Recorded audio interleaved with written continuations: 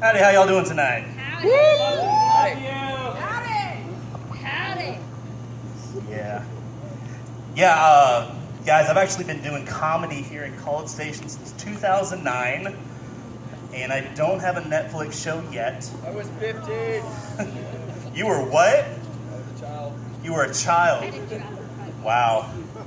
Yeah, I'm 31 years young. I've been trying to do a lot of comedy shows here in town. I see they post all the time, hey, we're doing a comedy show here. But I'm always working. So I work in the oil field now. And, you're working like 15 straight hours plus a day, hot and sweaty with a bunch of dudes. It's like the ultimate gay dream. We're all wearing matching uniforms. We got reflective gear on it, so when the light hits it just right, it looks like there's a giant rave. But we got diesel engines in the background.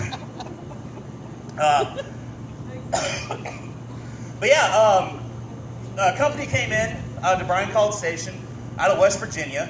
They had a huge hiring thing. I don't know how. I have no oil field experience. They're like, hey, we'll hire this guy. Why not? He knows nothing. I was like, all right. They're out of West Virginia. Has anyone ever been to West Virginia? Yep. Keep it that way. So I would like to believe that the show Breaking Bad actually took place in that state because it is so back-assward. We have all these guys from West Virginia. They're going to come in. They're going to show us how to use the equipment, how to do things the company way, and whatnot. And because I'm new, I get what's called a mentor. Because I'm new, I also get to wear this lime green fluorescent hard hat, and I'm called the green hat. Basically, it's so when our supervisor's watching everything on the field, he can see where my dumb ass is, making sure I'm not doing anything stupid. And the best part thing about it is, I'm also the go-to guy. You know, I'm the hey boy. So they'll be on the radio, green hat, where you at? I'm over here by the sand. Hey, I need you to go get this tool, weighs about 200 pounds, and no one's gonna help you out. Oh yeah, 10-4.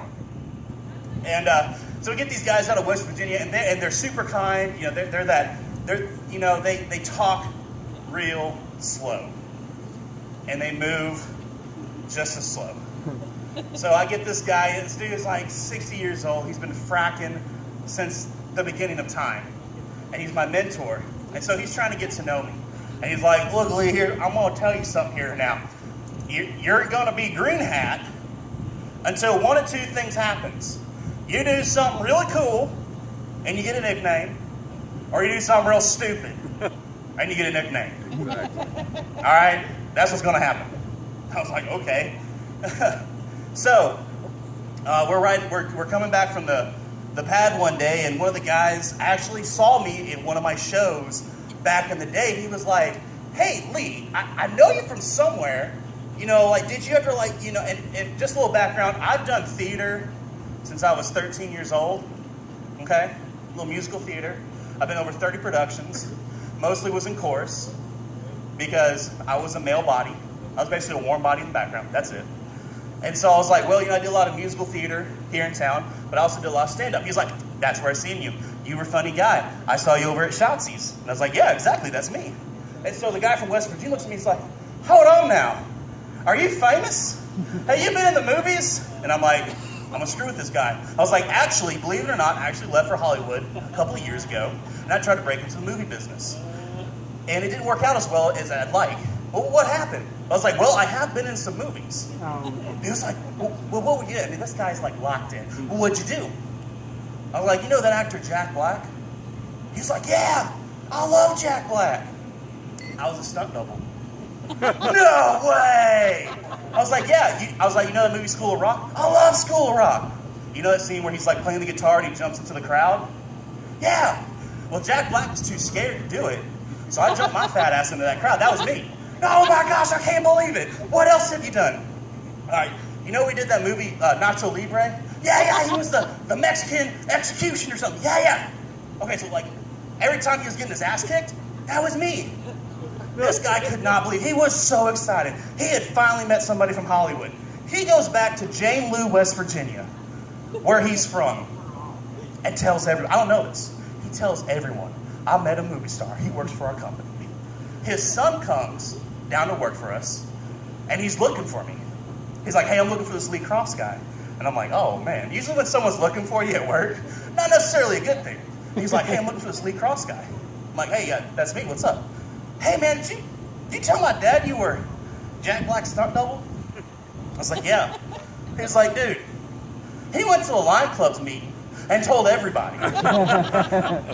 Everybody in the company thinks they got some Hollywood actor working in the field. Like, corporate is freaking out. They're thinking he's like studying for some movie, for the next Mark Wahlberg movie where he's out fracking in the field or whatnot. And I was like, well, they already did Deepwater Horizon. Nonetheless. So I got the nickname Hollywood. So every time someone's looking for me, like, hey, Hollywood, where you at? Where you at?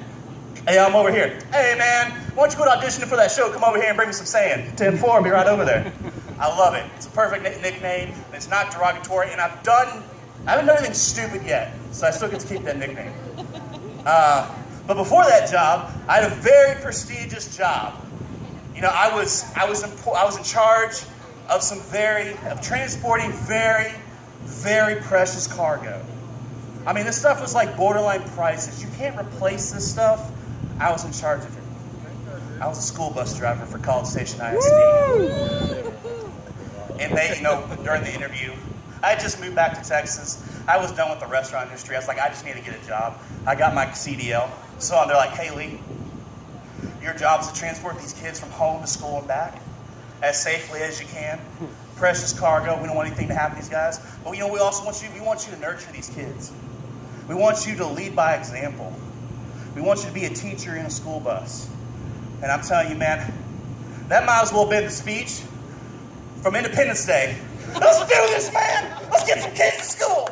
So, first day of school. I'm super excited. I'm like, I'm going to get these kids to school. And my route is nothing but middle schoolers and high schoolers. The first day I opened that door, hey guys, come on the bus. Let's get ready to go to school. I got so many middle fingers in my face. I literally died. I died inside. And I was like, you know what? I'm done. I'm just getting these kids from point A to point B. That's it. That's my job. Occasionally I'll get to go to a football game. That's it. So my mom was super excited because she thought I was going to be a teacher. My mom's dream and passion has always been me to be a teacher and a coach. But the thing is, that job does not pay well at all. I make more money working in the oil field. So my mom's always had these grand ideas for me doing things. My mom wants the best for us. Can we agree on that? Does everyone's mom, well, some people's mom could care less. My mom wants the best for me. So she's always signing me up for these things at church. Mostly single stuff, single speed dating at church.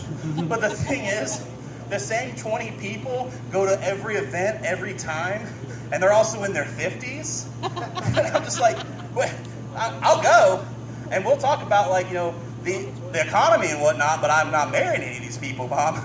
And basically, she just wants grandbabies. That's all she wants. My mama wants me to give her some grandbabies.